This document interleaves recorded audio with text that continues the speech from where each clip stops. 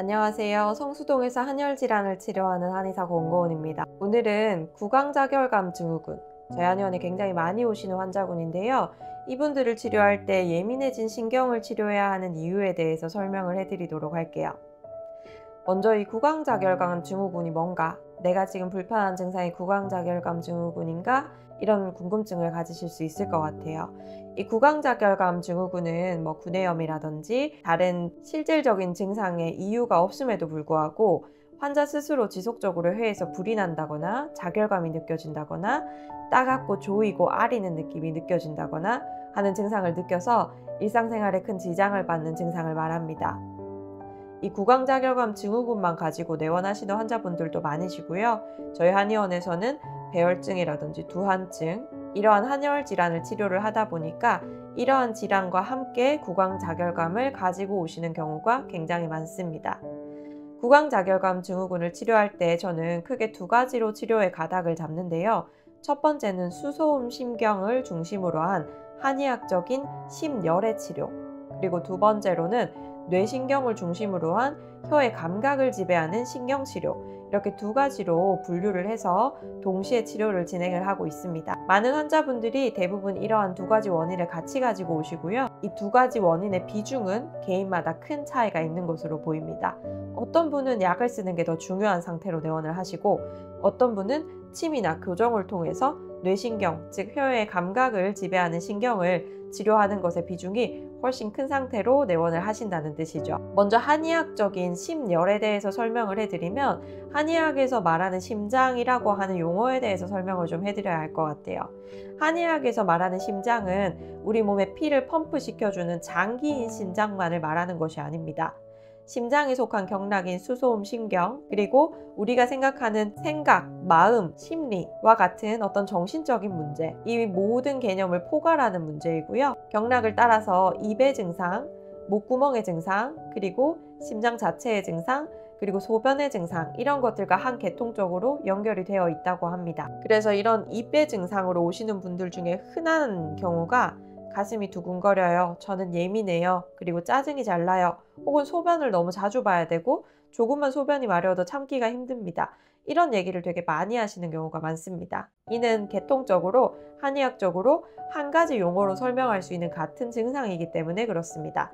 반대로 말하면 이런 증상을 같이 가지고 오셨더라도 이것은 한 가지 원인으로 인한 것이고, 한의학적으로 치료했을 때 대부분 속도의 차이는 있지만 동시에 호전을 기대할 수 있다는 말도 됩니다. 그리고 두 번째로 혀의 감각을 지배하는 신경의 문제로 인해서 구강자결감 증후군이 생기는 경우도 매우 흔합니다. 뇌신경이라는 것은 뇌를 말하는 것이 아니고요. 뇌 바닥에서 빠져나오는 말초신경을 말하는 것입니다.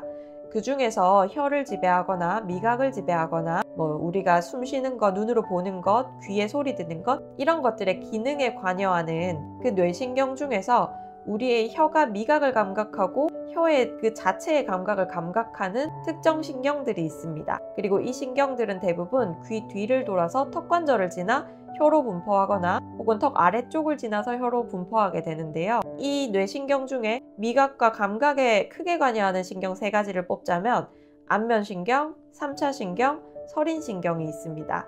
그리고 이 신경들은 공통적으로 예풍혈이라고 하는 한의학적인 혈자리, 귀 뒷부분에 위치한 부위와, 그리고 우리가 말하거나 음식을 씹을 때 쓰이게 되는 턱관절 근처를 지나 주행을 하게 되는 경우가 많고, 목의 전면과 측면에 있는 구조물에 영향을 받아 그 기능상의 문제가 발생하기 쉬운 신경들입니다. 그래서 나는 목이 아프거나 두통이 있거나 팔이 저리거나 이런 목 증상이 없다고 하더라도 구강자결감 증후군 증상이 있는 환자분들 대부분은 턱의 비대칭이 심하거나 목의 문제가 증상은 없지만 구조적으로 발생해 있거나, 혹은 정경부의 근막이 전체적으로 너무 타이트해져 있거나, 귀 뒤쪽에 위치한 유양돌기라고 하는 구조물 근처에 있는 조직들이 많이 긴장되어 있거나 하는 공통점을 가지고 있습니다. 그래서 이러한 부분들을 치료해서 혀의 감각과 미각의 감각에 관여하는 설인신경, 3차 신경, 안면신경의 흐름을 편안하게 회복시켜 줬을 때 이 구강자결감 증후군이 굉장히 빠르게 호전되는 경우를 많이 볼 수 있습니다.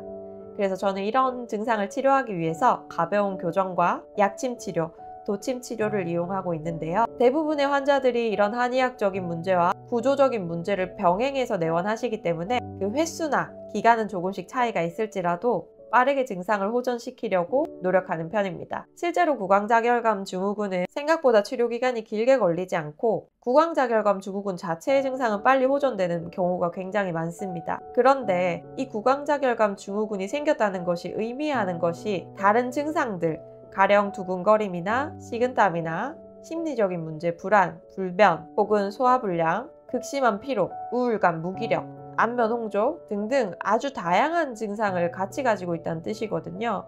그래서 구강자결감 치료를 끝내고 나서 환자분들이 호소하는 다른 치료를 치료하는 것으로 넘어가게 되는 경우가 굉장히 많습니다. 몸이 그냥 하나만 안 좋아져서 생기는 증상이 아니고 상당히 오래 스트레스나 피로가 누적되면서 혹은 잘못된 자세나 쓰임이 누적되면서 발생한 좀 복합적인 문제에 가깝다는 뜻이죠. 그래서 이런 구강자결감 증후군을 치료하고 나면 환자분들의 전체적인 삶의 질이 상당히 많이 개선되는 경우가 아주 흔합니다. 그렇기 때문에 혹시 내가 구강자결감 증후군을 가지고 있으시다면 묵히지 말고 빠르게 치료를 받고 호전을 경험하셔서 편안한 삶을 되찾는 게 어쩌면 현명한 일일 수도 있다는 것이죠. 그럼 지금까지 구강자결감 증후군의 한의학적 원인 그리고 구조적인 원인에 대해서 설명을 해드렸습니다.